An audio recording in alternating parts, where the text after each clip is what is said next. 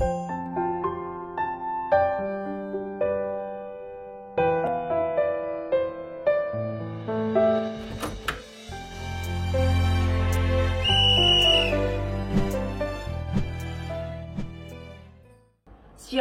puji nama Tuhan, berjumpa kembali bersama saya Evangelis Fernando Eskel Ginting dalam channel ini. Senang rasanya bisa membagikan berkat Tuhan untuk kita sekalian. Hari ini kita akan kembali dengan perenungan firman Tuhan yang akan kita lanjutkan dari seri perenungan kita dari kitab Amsal, yang akan kita lanjutkan dari Amsal pasalnya ke-6, ayatnya ke-12 sampai ayatnya ke-19.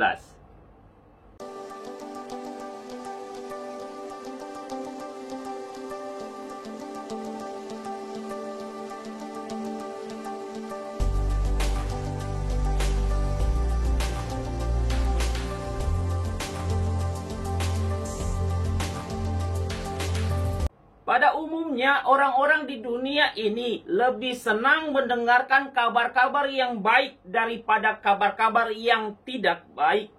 Sehingga sekarang banyak pula orang-orang yang berusaha mencari perhatian atau menarik minat orang-orang lain terhadap diri mereka dengan cara memberitahu para pengikutnya tentang cara-cara atau apa yang perlu dilakukan untuk mencapai hidup yang lebih baik. Tetapi di sisi lain, mereka gagal memberitahu para pengikutnya tentang dosa-dosa mereka.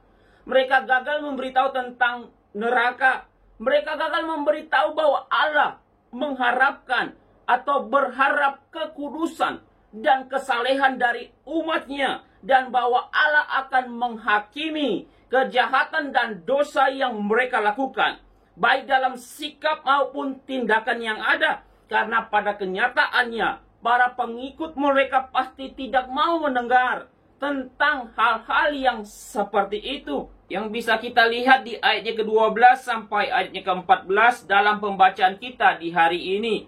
Yang menuliskan tentang orang yang hidup dengan mulut serong, yaitu orang yang tidak berguna, orang yang jahat, yang hatinya mengandung tipu muslihat, yang senantiasa merencanakan kejahatan dan yang menimbulkan pertengkaran. Orang-orang yang demikian merupakan orang-orang yang biasa dengan kejahatan yang selalu menyebabkan masalah dan yang dapat membawa kesedihan yang luar biasa bagi orang lain. Orang-orang yang demikian adalah mereka yang membenci Tuhan dan yang pada suatu hari pasti akan menghadapi murka Tuhan. Bagi orang yang demikian telah tersedia hukuman baginya seperti yang tertulis pada ayatnya ke-15, yaitu kebinasaan dengan tiba-tiba dan ia akan diremukan tanpa dapat dipulihkan lagi. Ayat 16 sampai ayat ke-19, firman Tuhan menuliskan bagi kita sebuah daftar tentang 7 dosa yang dibenci oleh Tuhan, bahkan dianggap sebagai suatu kekejian di hadapan Tuhan. Namun perlu diingat, Allah membenci dosa, tetapi tidak membenci orang yang berdosa. Karena itu, jangan pernah kita menolak orang yang berdosa. Yang seharusnya kita lakukan adalah menyambut mereka dan menuntun mereka untuk bertobat. Mari kita sama-sama melihat daftar tentang dosa-dosa yang dibenci Tuhan, bahkan dianggap sebagai suatu kekejian di hadapan Tuhan. Dan marilah kita juga mengoreksi hati kita masing-masing untuk memastikan bahwa tidak ada dari sikap atau tindakan ini yang ada di dalam diri kita. Yang pertama, mata sombong. Ini adalah sikap yang tidak hanya menilai diri sendiri, tetapi juga menilai orang lain. Orang seperti ini akan berpikir bahwa dia lebih baik dari orang lain dan ingin selalu menjadi pusat perhatian. Kesombongan adalah dosa di hadapan Tuhan dan kesombongan akan selalu mengarahkan manusia pada kehancuran dirinya sendiri. Yang kedua, lidah dusta. Tuhan membenci terhadap dusta atau kebohongan karena kebohongan adalah kebalikan dari sifat Tuhan. Tuhan adalah kebenaran, sehingga dia ingin menemukan kebenaran pada semua ciptaannya. Lidah diciptakan agar kita bisa menggunakannya untuk memuliakan Tuhan. Ketika kebenaran tinggal di dalam diri kita, itu akan keluar dalam ucapan dan pekerjaan kita yang benar. Ketika kita menggunakan lidah kita dengan cara yang tidak tepat, maka kita mendatangkan murka Tuhan atas hidup kita.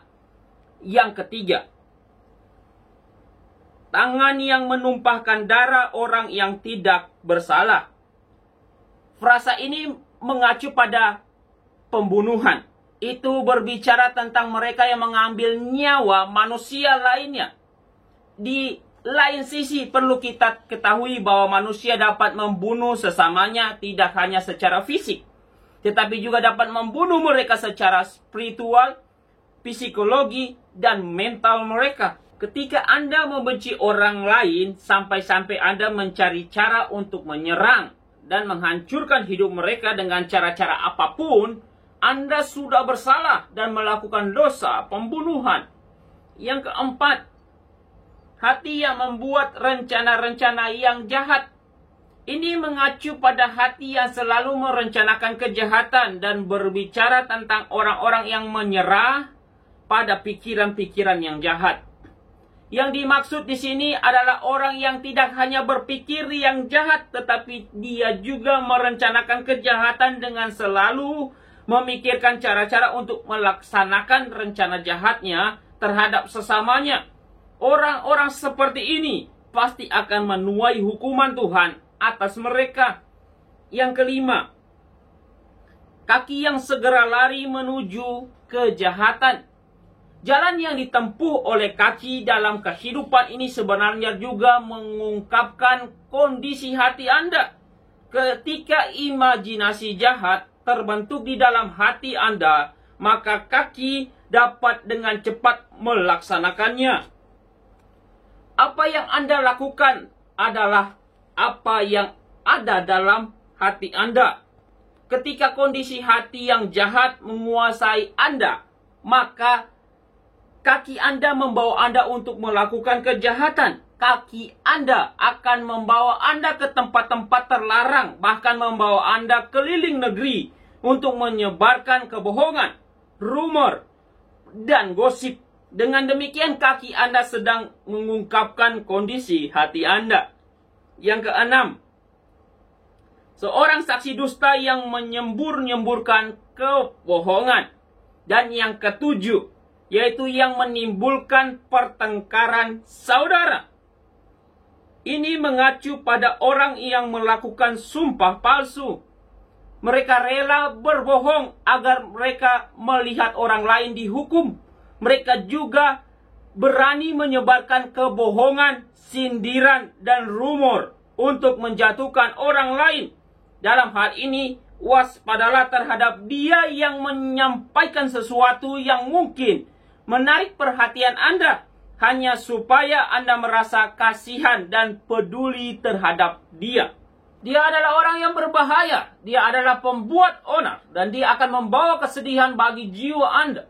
Orang-orang seperti itu adalah serigala di antara domba, dan mereka mematikan bagi persekutuan dan gereja. Mereka memangsa orang-orang yang menurut mereka lemah.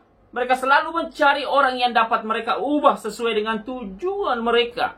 Perlu diketahui bahwa perselisihan dalam jemaat pada umumnya dijahit dengan jarum gosip dan benang kebencian.